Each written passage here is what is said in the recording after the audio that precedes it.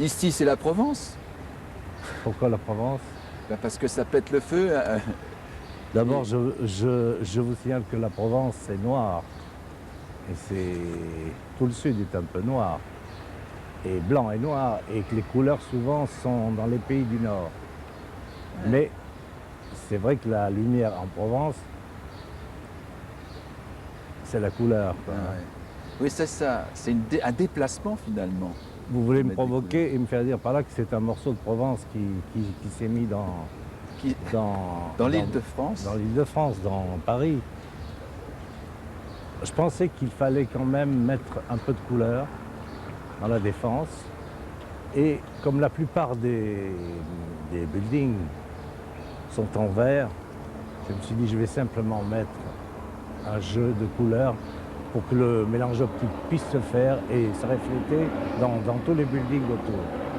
Donc ça, sans intervention aucune, je vais jouer avec le mélange optique.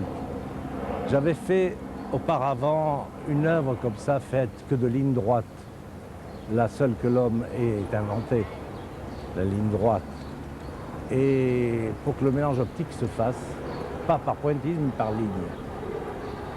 Et je me suis dit, je vais habiller cette cheminée de ce mélange optique tout autour, chaud au nord, froid au sud. Ici, nous sommes au sud, là, vous voyez, vous avez tous les bleus. Et introduire le volume, parce que nous sommes dehors, il y a le soleil, il y a donc la matière et les volumes. C'est simple. C'est un raisonnement simple, c'était d'introduire de la couleur au milieu d'un monde de verre et de reflets. Ça marche d'ailleurs les reflets. Hein. Ah oui. Ils changent Oui, au fur et à mesure du jour. Parce que selon la lumière et les immeubles dans tous les sens, ça part un peu dans tous les sens, ça s'allonge, ça se diffracte. C'est marrant parce qu'il y a beaucoup de bleu, hein, finalement, même quand on fait le tour. De ce côté-ci. Oh, l'autre côté, oui, c'est... Ouais. Je fais à peu près tout le prisme de la couleur, mais le derrière de cette cheminée est chaud. Oui, on voit d'ailleurs le chaud se reflète dans le building qui est en face, Manhattan. C'est très très beau la nuit parce que ça explose complètement dans le building. La hauteur était imposée? Elle était imposée, oui, c'était donc une cheminée de béton de 32 mètres de haut. Et je n'ai pas voulu habiller simplement par un dessin et un travail de pierre, un petit travail de pierre, mais y introduire de la couleur et des volumes. C'était un record, ça, finalement. Ah oui, du point de vue technique, parce que lorsque j'ai demandé à ce que ce soit de la fibre de verre, oui, c'est ça. Qui va de 3 cm de diamètre à 30 cm, quand même de 30 cm, un tube de 30 cm d'une seule portée en fibre de verre, c'est gigantesque. Il nous a fallu 54 hommes pour porter un tube. Il y a ici environ 28 km de fibre de verre, de tube. Oui, c'est un exploit, ça n'y paraît pas, mais c'est un exploit. Oui, c'est très bizarre d'ailleurs, parce que lorsque nous avions sur le sol tous nos tubes qui étaient ici, on avait bloqué la Défense. Ici, tout le passage, ça allait d'un bout à l'autre de la place, et c'était gigantesque. Et tout à coup, lorsque les choses se mettent en place, ça paraît presque normal et simple. Il y a une simplicité de la forme. 900 tubes, 980 tubes, je ne sais plus le nombre de tubes, et 28 km, je ne sais pas, environ. C'est pas pensable de... D'ailleurs, je ne peux toujours pas penser qu'il y a ça. C'est extraordinaire, ça. Bon, finalement, c'est une sorte de cœur du village que vous aimez, parce que si on disait deux mots, la Défense, vous l'aimez, vous? Oui, bien sûr. Je suis ici depuis 22 ans. 22 environ. ans. J'étais au Hall avant, Ouais. j'avais une grande sculpture qui était au Hall dans un des pavillons Baltard, Ah oui, qui a été sauvé. Le monstre. Oui, ce qu'on appelle le monstre, ce que Kessel a appelé le monstre. Mais ça avait commencé à Nice? Oui, dans les studios de cinéma de la Victorine. Puis après? Oui, ça avait commencé en 1966. Puis j'étais parti au Hall dans un des pavillons Baltard, qui est le rescapé, qui est le seul rescapé. Et puis je suis venu ici lorsque Duhamel et Jacques Rigaud, qui était son directeur de cabinet, se sont mis d'accord avec les gens de l'EHPAD pour que j'ai un local ici, un sous-sol, quoi. Parce que je suis en sous-sol. C'est-à-dire j'ai un sous-sol de 1000 mètres, je suis dans un atelier, entre guillemets, de 1000 mètres sur à peu près 6 étages. Oui, sous la dalle, cette immense...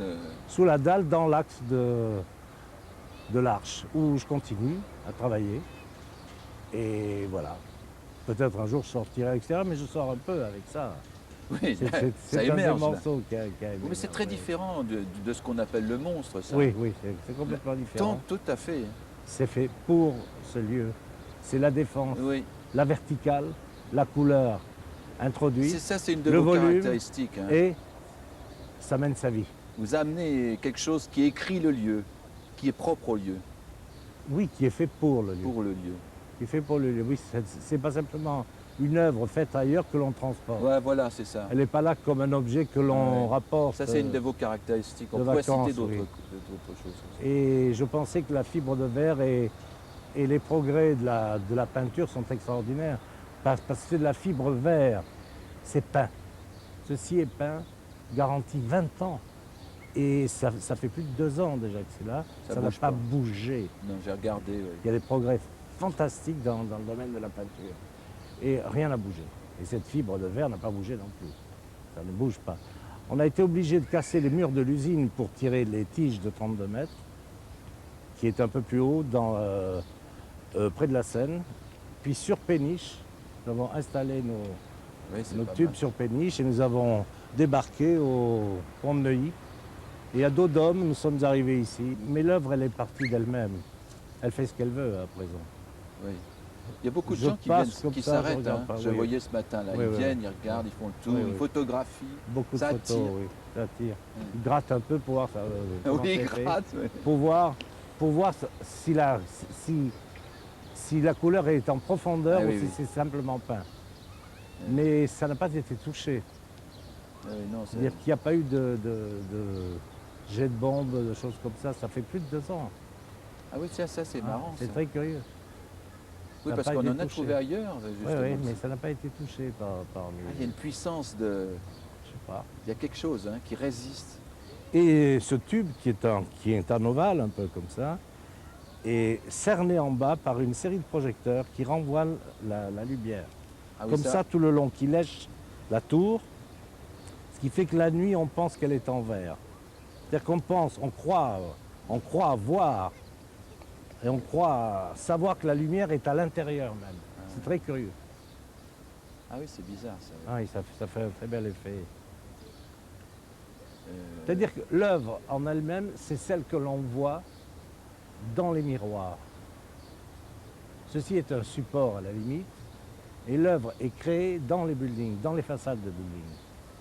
Parce qu'elle éclate, oui, elle éclate dans d'autres...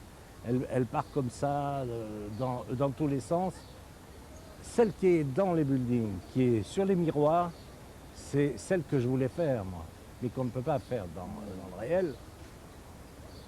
Mais l'œuvre elle-même, elle est sur les façades. Ce que je voulais faire est sur les façades. Oui, elle est destinée à émettre des reflets de couleurs, des couleurs en reflet. Elle donne le programme en gros, mais chaque immeuble joue sa musique, quoi. Oui. Ici, nous sommes à 23 mètres du sol, du sol, à la Défense. Nous sommes en l'air, à la Défense. 23 mètres. 23 mètres, là. Donc moi, je suis installé sur le sol même, le vrai sol, en bas. J'y étais donc, je vous dis, il y a 22 ans, 22, 23 ans. Cette partie de la dalle n'était pas construite, c'était un immense chantier à la Défense. Et le lieu où se situe mon atelier, ou le monstre entre guillemets, comme on dit, de ce lieu, je voyais l'Arc de Triomphe. C'est-à-dire qu'il n'y avait pas de mur encore, il n'y avait pas de mur, je n'étais pas enfermé. Et petit à petit, on a fermé, on a bâti, on a construit.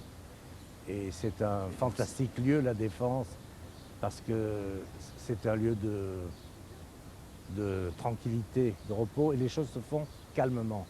Et d'avoir rassemblé ici à peu près toutes les grandes sociétés du monde fait que vous pouvez, sur un coup de fil, rassembler quelques décideurs et monter des affaires ou travailler. Mais ça, c'est le côté village proposer. mondial. Mondial. Village mondial. Village mondial, non. Village. Peut-être, enfin, si vous voulez donner un titre. Ouais. Mais je crois que c'est unique. C'est bien d'avoir fait la défense. Oui, vous défendez le programme de la défense. Ah, c'est formidable. C'est formidable. On le voit, c'est formidable. Alors ceux qui n'étaient pas trop pour, c'est ceux qui sont trop... Enfin qui n'étaient pas rentrés dans la défense, qui tournaient autour, sur le circulaire, sur le boulevard circulaire, et qui se disaient, c'est un goulag, c'est une prison, Ouais, c'est ça, fermé ouais. complètement. Puis dès que l'on rentre, on change d'avis. J'ai vu beaucoup de gens changer d'avis. Ils me diront, c'est comme ça, c'est formidable, mais c'est plein d'arbres, vous avez des terrains, on joue aux boules, c'est un véritable village, vous avez les boulangers, les coiffeurs. Vous vivez comme dans un village? Oui, on vit comme dans un village. Nous sommes environ 20 à 22 000 résidents, plus 100 à 120 000 personnes qui viennent travailler puis qui repartent 5-6 heures. C'est très curieux parce que vous êtes un homme de la tradition, de l'écriture, enfin de la mémoire longue. Et puis, vous aimez la défense, vous aimez la modernité de la défense. Oui, beaucoup. Oui. Ouais, c'est paradoxal, non? Pourquoi? Ben, ordinairement, dans notre société, c'est en conflit, ça. Ceux qui aiment la tradition, qui sont dans la mémoire longue, n'aiment pas la modernité. Et vous pensez que c'est d'ailleurs... Écoutez, ne confondez pas tradition et convention. Baroque et rococo, académique et classique. Chaque fois, le classique est une école, l'académisme est la sclérose de cette école, c'est la mort. La tradition est une structure et la dégénérescence, c'est la convention. Oui. Donc je ne suis pas conventionnel du tout. On peut avoir quelques traditions, mais qui n'en a pas. Même ceux qui ont la tradition de dire le contraire. Oui. Non mais, il n'y a pas beaucoup de gens qui, un peu doués de maîtres, artistes, aiment la défense, aiment la modernité. Si beaucoup de gens aiment la Hein? défense. Si, il y en a beaucoup. Beaucoup d'artistes aiment la défense. Beaucoup d'artistes aiment la défense. Je ne connais pas d'artistes qui n'aiment pas la défense, en tout cas. Tous ceux que j'ai vus trouvent extraordinaire ce travail, cette liberté, Non, non. Beaucoup d'artistes aiment la défense. J'ai l'impression que la défense, les Parisiens n'ont pas encore découvert. Oui, je crois qu'ils le découvrent petit à petit. Depuis que l'Arche a été bâtie, inaugurée, ça a fait comme une transformation dans le public. C'est passé dans le public. Et le week-end et tout l'été, c'est noir de monde ici. Oui, c'est bon. Comme au Halles, quoi. C'est devenu vraiment... C'est un lieu de foule. Hein, Oui, un lieu de foule, on vient visiter, on s'extasie sur les buildings, sur les... C'est quand très même curieux, ça.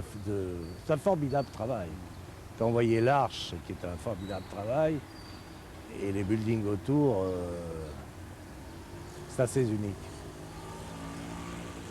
Je pense qu'il est évident que c'est beau. Qu'est-ce qui peut expliquer l'attirance qui fait que les foules viennent ici maintenant? Parce qu'on en a beaucoup parlé avec l'Arche. Ouais. Mais peut-être que l'Arche était le point qui faisait que ça allait se déclencher.